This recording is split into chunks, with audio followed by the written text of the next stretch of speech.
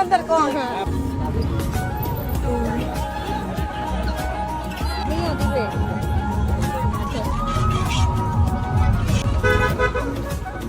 এই যে আসসালামু আলাইকুম সবাইকে, কেমন আছেন সবাই? এই শীতে এখনও কারা কারা হাঁসের মাংস খান নাই একটু কমেন্টস করে জানান তো। আমার তো শীত আসলেই হাঁসের মাংস খেতে ভীষণ ভালো লাগে। আমি আমার মেয়েকে নিয়ে চলে গিয়েছিলাম ঘুরতে। কোথায় গিয়েছিলাম একটু পরেই শেয়ার করছি ব্লগে। প্রথমেই দেখতে পেলাম অনেক রকমের সি ফুডের কালেকশনও রয়েছে। সো ক্র্যাবের প্রাইস ছিল পার পিস 500 করে। এই অক্টোপাসটার প্রাইস বলেছিল 800 টাকা। আমার মেয়ের অক্টোপাস আর স্কুইড ফ্রাই বেশি ভালো লাগে, তো আমার অতটা আসলে ভালো লাগে না, বাট আমি একবার ট্রাই করেছিলাম লাস্ট ইয়ার কক্সবাজারে। এখানে স্কুইডের পার পিস বলছিল 400 করে। কোরাল মাছও দেখতে পাচ্ছেন, তো আপনারা চাইলে যে কোনো কিছুই ফ্রাই করে খেতে পারবেন। এরপর মাছ খাওয়ার আমার ইচ্ছা তেমন একটা ছিল না, সো আজওয়াকে নিয়ে এখানে কিছু খেলনার দোকান ছিল, সেগুলোও ঘুরে ফিরে দেখছিলাম। মেয়েকে নিয়ে একটু এনজয় করছিলাম।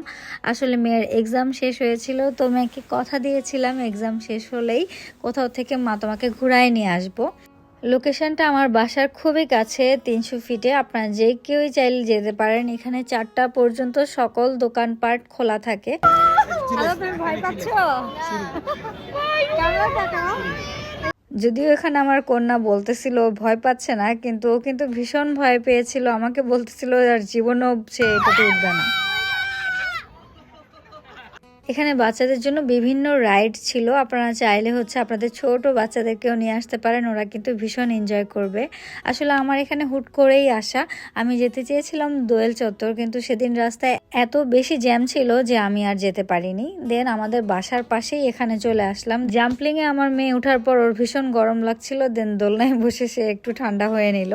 এবার আমি আর আমার মেয়ে খাবো হাঁসের মাংস। তো হাঁসের মাংস যেই দোকানটাই খাবো এর পাশেই ছিল এরকম মাটির একটা দোকান, এখানে অনেক কিছু ছিল। আর এই যে দেখতে পাচ্ছেন হাঁসের মাংস, আর এটা একটা চাপটি। তারা এটা হালকা একটু হলুদ মরিচ একটু রসুন দিয়ে এটা বানায়, একটু ধনিয়া পাতাও থাকে। তো হাঁসের মাংসটা খেতে কেমন লেগেছে সেটাই এখন আপনাদেরকে আসলে জানাবো। আর এই যে এই পাশেই বসেছিলাম আমি আর আমার মেয়ে রিভার ভিউর একটা সাইড বেছে নিয়েছিলাম। সো খেতে খেতে নদী দেখছিলাম, ভালোই লাগছিল। আমি কিন্তু অনেক বেশি স্পাইসি পছন্দ করি, সো হাঁসের মাংসটা অনেক ঝাল ছিল, আমার খেতে ভালোই লেগেছিল। আমার মেয়ের জন্য একটু টাফ হয়ে গিয়েছিল।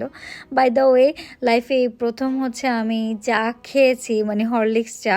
আমি মেইনলি চা অত বেশি একটা লাইক করি না, কিন্তু এই চাটা আমার এত ভালো লেগেছে।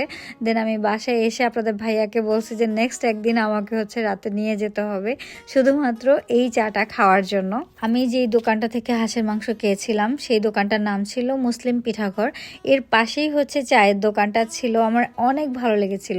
এখানে বিভিন্ন রকমের দোকান রয়েছে, আপনারা চাইলে যে কোনোটাই খাবার ট্রাই করে দেখতে পারেন। এই যে এখানে কাপগুলাকে গরম করে নিচ্ছে, এই মাটির পাত্রগুলোতে করে আসলে আমাদেরকে চা দিচ্ছিল। এটা আরেকটা রেস্টুরেন্ট।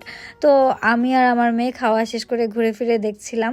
আর এই যে এখানে উনি একসাথে 20টি হাঁসের মাংস রান্না করবে, তো বড় কড়াইতে অনেকগুলা পেঁয়াজ দিয়ে দিছে। এখানে আসলে আপনারা দোকানপাট যেগুলো দেখতে পারবেন সবগুলাই প্রায় কাঠের তৈরি।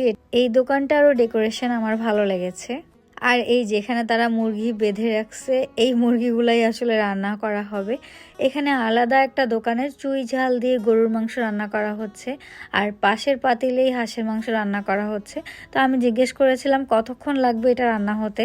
এই মামাটা বলতেছিল প্রায় 3 ঘন্টার মতো নাকি লাগবে।